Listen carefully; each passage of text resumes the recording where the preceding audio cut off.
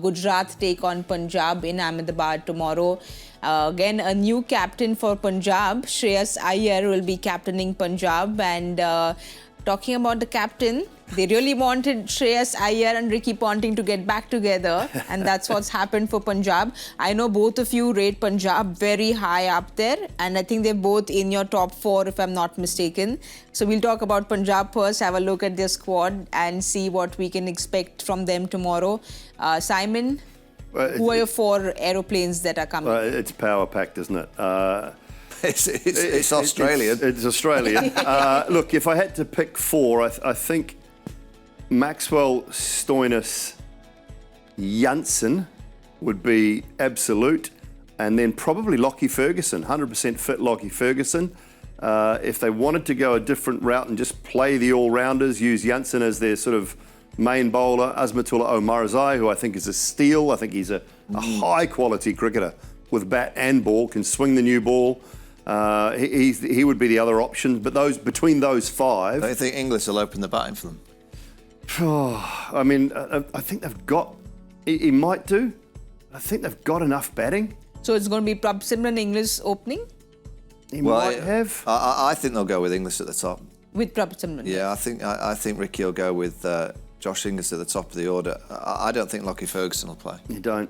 No, I don't think they'll play Lockie Ferguson. Xavier Bartlett, Arshdeep, absolutely. Chahal, absolutely. Harpreet Brar, absolutely. Yeah. And Yash Thakur. So no overseas bowlers is what you are saying. Oh, that's kind of you use Janssen might play. Yeah. Janssen, Stoinis and Maxwell. I think they all bowl. Play, yeah.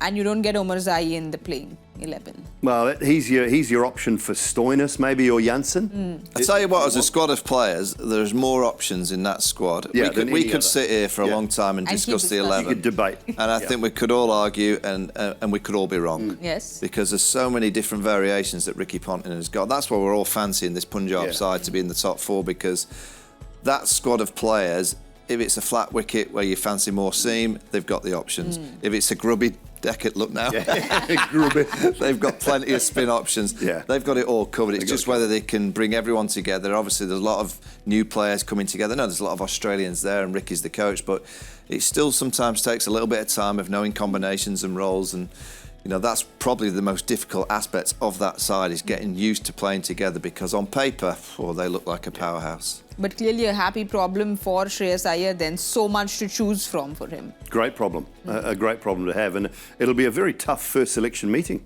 I think, as to what combination they go with, what 12 they come up with, you know, when you think about the impact sub with the batter or the bowler that they leave out for either innings. It'll be a tough meeting, I think, first up, and they're great problems to have. As Michael said, they've got cover. And what I love about it, they've got cover for all those bases that they need, particularly in the overseas department. And you know, if a couple of those young local batters, and I always like to look at teams that have got 3 batters, 3 local Indian batters in their top 5.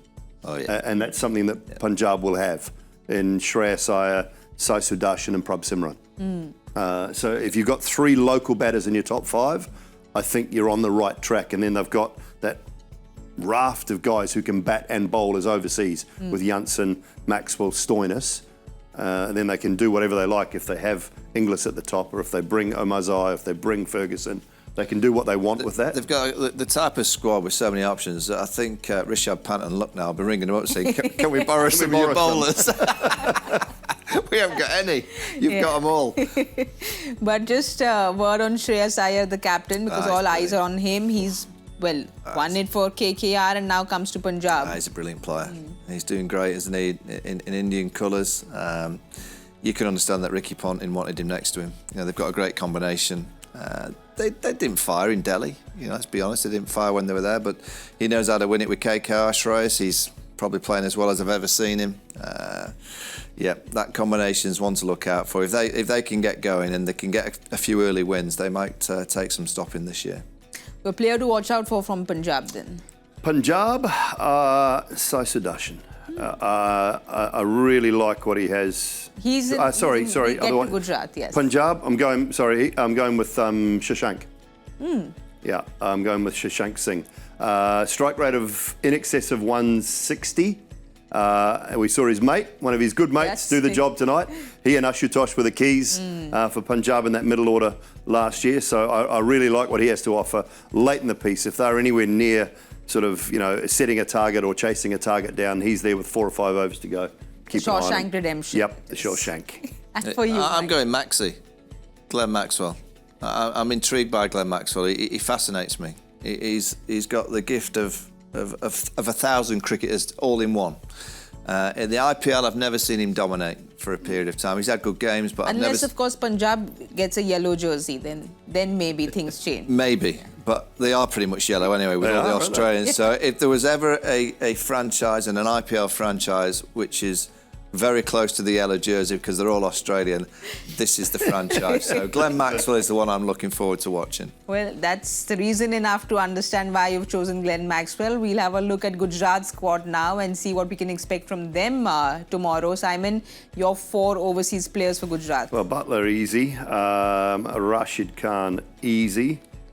Rabada, easy. And then what do? Do you go with Shafane Rutherford or Glenn Phillips? The Flying Phillips. I think in the form he's shown in the last month, with bat, ball and in the field, I would probably just nod for Phillips at the moment, and that's sort of taking my Kiwi hat off. I think in the middle order, power offers you enough with the ball if you need that, and just one of the best fielders in the world at the minute. So they would be my 4. You agree with Yeah, I'm agreeing. I think Phillips potentially saves you 10 every game. So 10 runs before he bats, before he's bowled, he has to play. Yes. I mean, he's got Inspector Gadget arms, doesn't he, when he catches those balls? I've never seen a man fly so far and it sticks in the middle of his paw. They on paper don't look bad either. If you put that squad back up, I think they've got lots of combinations. Yes. I'm intrigued to see how Jos Buttler goes. He's just lost, obviously, the England captaincy. He's not been in great form, but you kind of look at that combination of Shubman, Gill and Jos Buttler at the top of the order. You go Travis Head and Abhishek Sharma for the Sunrisers. Obviously, tonight's partnership of Markram and Marsh was a powerful one, but if those two can get going, they're going to be as good as any to watch. So I'm intrigued to see how Jos Buttler goes, but any team that's got the likes of Rashid Khan in, Kagiso Rabado is a pretty similar to Mitchell Stark. He's a wicket taker. Yes. And you look around that bowling attack with Rashid and Kagiso, they've got wicket takers. And if they can get that combination, they don't look like they've got so much depth in the middle to me with the bat, but at the top of the order, if those two can start to find form, they're 100 getters. And Jos Buttler's got a little bit of a point to prove. Well, he's got a point to prove. Siraj has got a point to prove. But Shubman Gill is someone I want to chat about because second season for him, he seems like a very cool and composed captain. Of course, the batter, we've seen how super talented he is, but more expectations from him this season. Yeah, a little more expectations, but he's had good people around him. And again, now that Kane Williamson's gone, he's got Jos Buttler around him. And I think that's a key signing for Gujarat because having experience and international experience captain around him, I think, did him a lot of good in the last couple of years. And although Kane didn't play a lot, he had a huge amount to do with Shubman. I think Jos will be very much the same. So that's why I think that's a great signing, not only from a cricketing point of view, because he's a great player, but for a sort of someone for Shubman to lean on. Seriously talented. We know what Shubman can do. He's class. I go back to just innings that he's played in this tournament in the past where he just looks a cut above.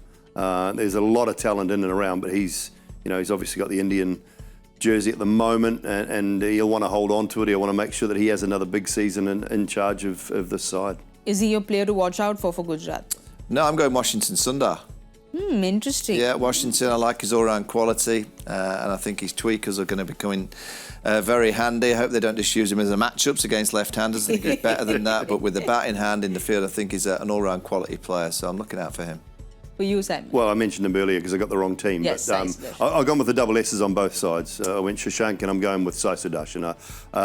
And great average. I think he averages 47 in his short IPL career. Strikes at 137. He's such a classy player to watch. And I really like him as a young Indian talent. So, yep, I'll stick with the double S's on both sides.